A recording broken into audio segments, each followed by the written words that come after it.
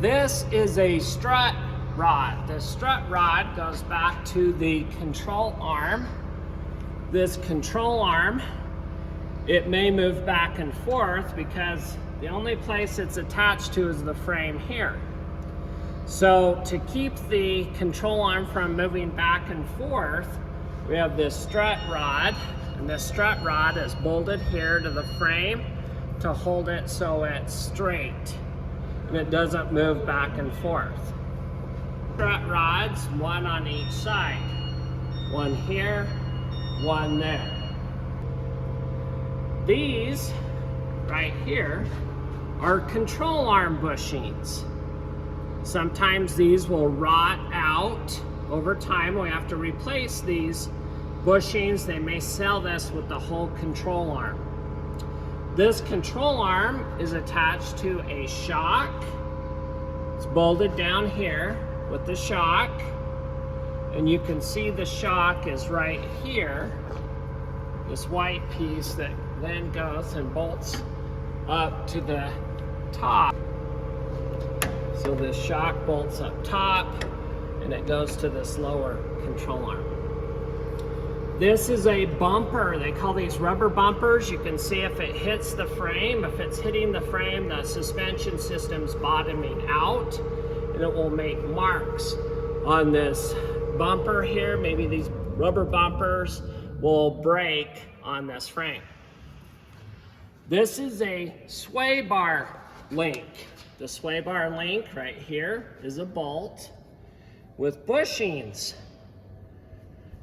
that attach to this sway bar. This piece right here, this eyelet, runs around here, and we can see how it moves around, and it moves from right here all the way over through these sway bar brackets and bushings to these sway bar link. The sway bar links are attached to the control arm. So sway bar keeps the vehicle from rolling on turns. We have a short, long arm suspension system.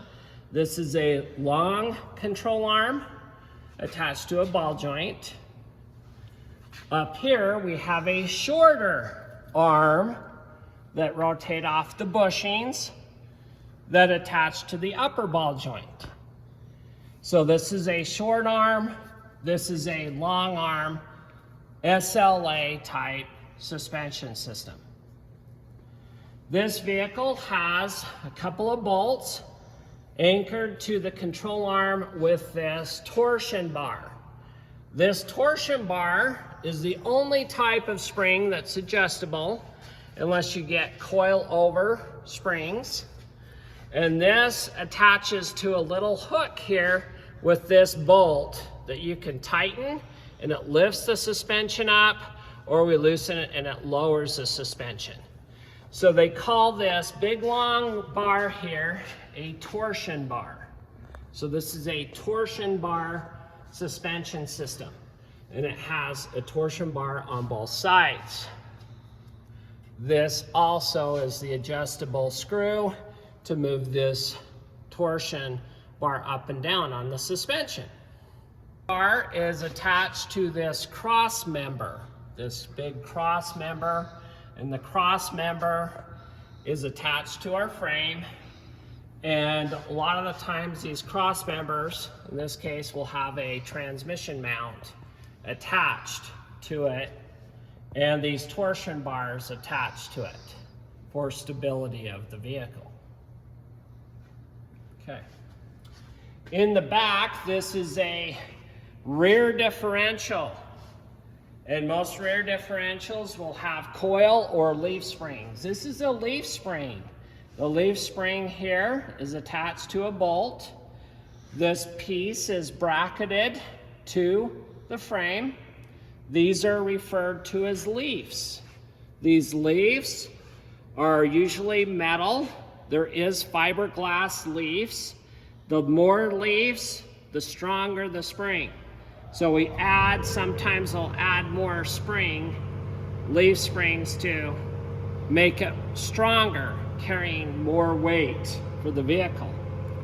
In the back here, you can see this one, the bolt here is to the bracket, and then this one has a swivel piece.